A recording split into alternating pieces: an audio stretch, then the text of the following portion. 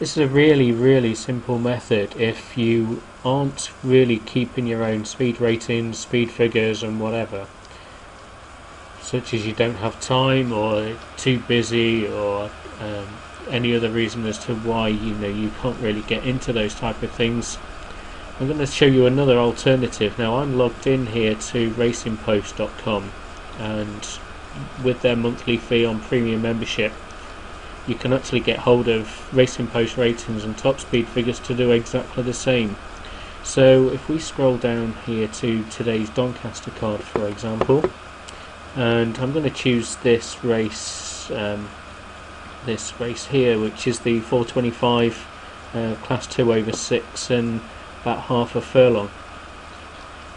Now when we get this page to load, I'm going to show you a couple of pointers here as to why the horses first and second were the ones that I had on my shortlist today. So here we have the rest of the card. Obviously there's no betting on here at the moment because obviously the race has already been run, and without even looking at the results I'm going to suggest that we look at the Racing Post ratings for the last 3 races. Ignore Bertie Whittle there at the bottom.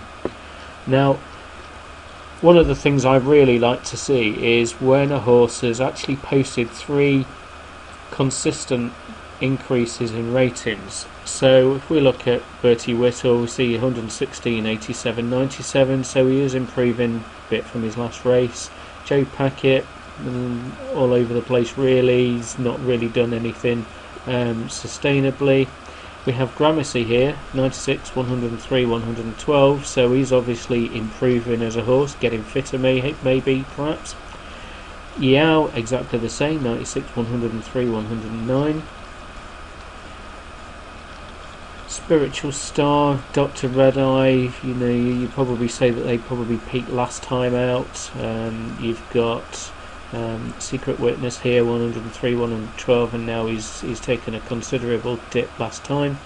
Norse Blues, Elusive Flame, Shropshire, Max Power, 117, 69, 78, so you probably couldn't really give an obvious chance for him. So Reginald here, this one is an interesting one, 56, now 103 and 111. Now you think that he's improved by 50 points here, and now another, or call it 10 here. That's quite an interesting jump. So again we have 3 interesting figures there, 107, 110, 105, so you could suggest that Debowie's sound quite consistent. Corporal Maddox here, 95, 106, 109. Now when we look at the differences in here as well, you're talking 10, now another 3, so that suggests that he's probably at his peak.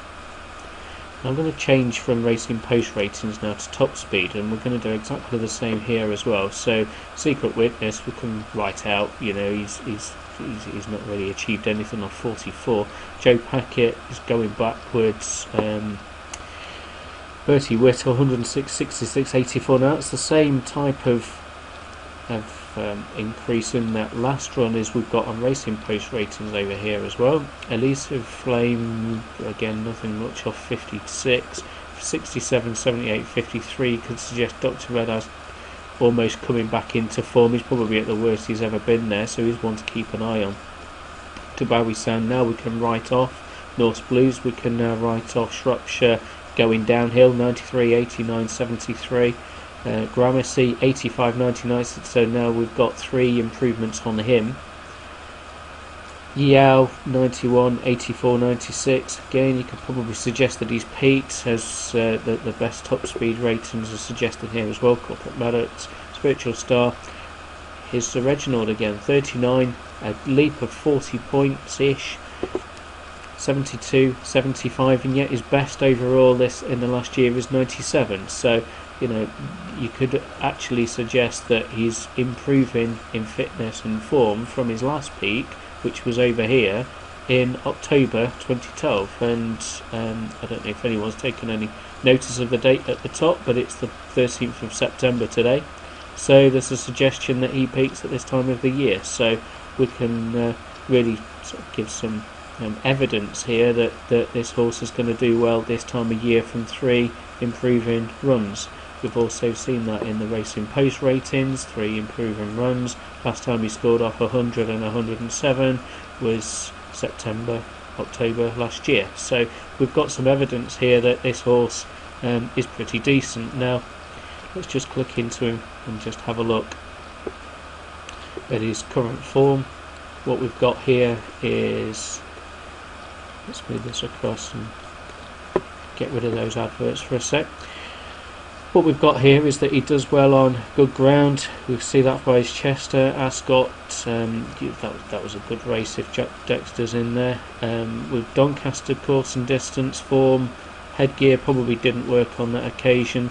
We've got another Doncaster form here again. You can probably suggest, well, 8 lengths behind, that's quite a lot, but when you actually consider the weight that he was only carrying, 8 stone 8 that day,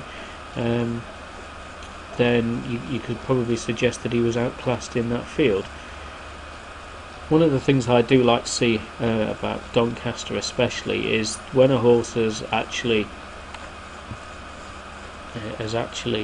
performed at another really wide open course like Haydock, Newmarket, that suggests that you're going to do well at Doncaster as well. So looking at the Newmarket form, he's done pretty well. Newbury is also very wide open. He's done pretty well. York is quite wide open as well. He's done pretty well.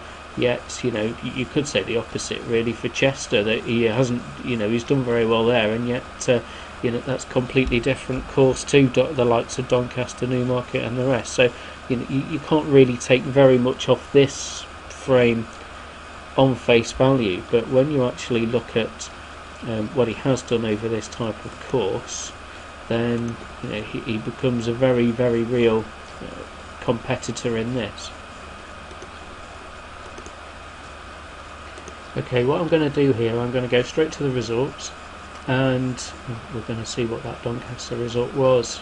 Obviously we picked out the form, potential 3 improving figures of a horse called Sir Reginald, and lo and behold, Sir Reginald won by a neck.